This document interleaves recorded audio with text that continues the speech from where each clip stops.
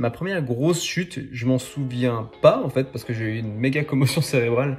Je me suis ouvert le menton là. Voilà. Tac. Salut Vesper, c'est Benji. Là, je suis actuellement en Suisse, chez moi. Le freestyle, j'ai découvert à l'âge de, je pense, 12-13 ans. Alors, je savais déjà que ça existait, mais à 12-13 ans, j'ai décidé d'acheter mon premier skate. Et puis, quand les trottinettes sont arrivées sur le marché, pour moi, c'était une évidence. Il fallait absolument que j'en achète une. Et j'ai essayé de faire des tricks avec. À l'époque, je savais pas encore que ça existait, le freestyle en trottinette. Jusqu'à ce que je découvre la première compétition de trottinette freestyle au monde, qui était juste à côté de chez moi. Et depuis que je suis allé voir et que j'étais pas le seul, et qu'il y avait des gens qui étaient bien meilleurs que moi, j'ai flashé sur le sport. Je me suis dit, c'est incroyable ce qu'on peut faire avec une trotte. Ce qui m'a plu dans cette discipline, en fait, c'était que ça mixe le skate et le BMX. En trottinette, ça mixe ces deux sports et on peut faire un nombre incalculable de tricks en plus de ça. Et c'est ça qui m'a vraiment attiré avec ce sport. Et le fait qu'on puisse aller très très haut et très très loin aussi. J'aime bien sauter loin et haut. Première grosse chute, je m'en souviens pas en fait parce que j'ai eu une méga commotion cérébrale.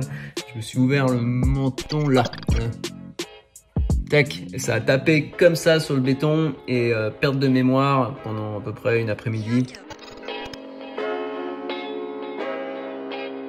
J'ai un gros coup de foudre pour la surf scoot trottinette sur l'eau parce que c'est un truc qui s'était jamais fait avant et la sensation elle est folle, mais voilà, c'est une fois dans l'année si j'ai de la chance. C'est un privilège, on peut l'enlever de la catégorie, mais sinon snow scoot direct parce que c'est un produit que j'ai développé et que mon âme elle est faite pour ça quoi. C'est la neige, les montagnes, c'est ce que je kiffe le plus. Ça m'est un peu tombé dessus en fait parce que moi à la base je faisais des études pour être éducateur spécialisé pour des personnes en situation de handicap mental. Parallèle à mes études, je faisais beaucoup de trotte et j'étais déjà professionnel. J'ai eu plusieurs fois l'occasion d'aller partir vivre aux États-Unis, mais voilà, ma vie elle était en Suisse. Donc j'ai décidé de rester en Suisse, mais l'occasion s'est quand même présentée en Suisse. À la fin de mes études, il y a mon sponsor qui m'a proposé un job. Et quand ils m'ont proposé le job, j'ai dit oui direct parce que c'était développer les trottinettes, manager un team de riders et tout ce que je rêvais de faire, tout ce que je faisais déjà mais pas officiellement. Donc dès qu'ils m'ont proposé cette offre, j'ai accepté.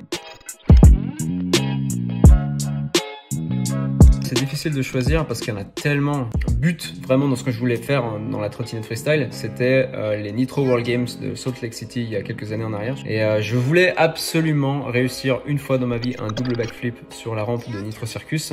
Et donc j'étais invité là-bas en tant que rider et juge. J'ai choisi d'être juge et je suis quand même allé m'entraîner avec tous mes potes pros sur la rampe. Et je voulais absolument faire un double backflip et j'ai réussi le double backflip même sans les mains. Donc voilà, pour moi c'était l'objectif ultime, j'ai réussi ça, puis après on allait faire des soirées avec Tony Hawk, Matt Hoffman, pour ceux qui connaissent, Travis Pastrana, donc c'était pour moi le highlight vraiment. Mais des souvenirs incroyables, il y en a tellement.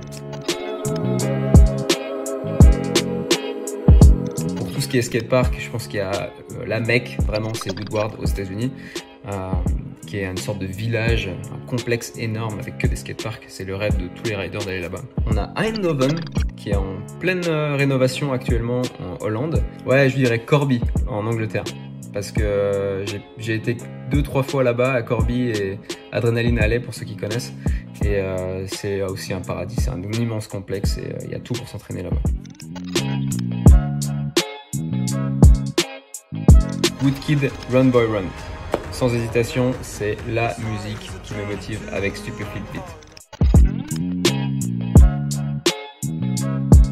Celle-là, c'est ça là, la casquette. Parce que la casquette c'est vraiment ma signature, les gens quand ils me voient sans casquette ils me reconnaissent pas. La preuve c'est que j'étais au dernier FIS à Montpellier là avant Corona, je suis allé un jour avec ma casquette, tout le monde me reconnaissait. Un jour sans ma casquette, personne me reconnaissait. Donc ça prouve que c'est vraiment ma signature, la casquette. J'en ai plein. Actuellement, le projet de cet été, ça va être d'essayer de rider une vraie vague, enfin de surfer une vraie vague en trottinette pour l'eau. Donc pas une vague à un bateau, mais une vraie vague.